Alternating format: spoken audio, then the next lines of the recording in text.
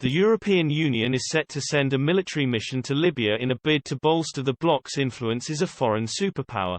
A leaked document revealed that Brussels is finalizing plans for large-scale operations in the North African state in the coming months. It will pit the EU against Chad, Egypt, Jordan, Russia, Saudi Arabia, Turkey and the United Arab Emirates, which have all become involved in Libya's brutal civil war. The internal report, obtained by the EU Observer website, highlighted the need for an EU military mission in the region to curb human and arms traffic. In this context, an EU military common secretary and defence policy engagement should be considered in order not to leave the entire field of activity in the military domain to third states. The document says, in the long term and when conditions allow, a military CSDP engagement with a mandate to support the security sector reform process in the military domain should be considered. The dossier does not name the non-EU continues involved in what Eurocrats describe as the competitive situation in Libya.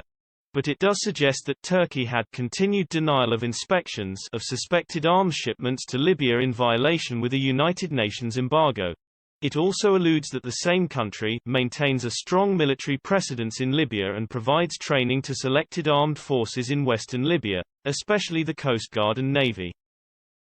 Turkey dispatched troops to Libya last year and the country's defense minister has been posting on social media about the interception of migrants off Libya's coast. The EU fears Ankara may be gaining leverage over the bloc by taking control of the central Mediterranean migration route. It already controls the Greek route, which is one of the main routes illegal migrants have been using to travel to Europe. The EU is hoping to compete with Turkish influence in the region, especially among Libya's naval authorities. Brussels hopes the offer of training and new equipment could help the bloc become a more dominant force.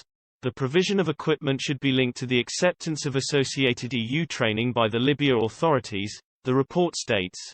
Libya's long coast has acted as the launching grounds for traffickers sending thousands of migrants to the EU each year.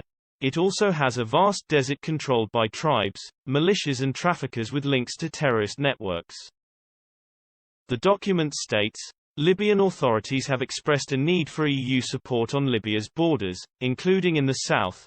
Should the Libyan authorities agree, this may open the possibility of obtaining overflight rights for EU aerial surveillance assets over Libyan territory.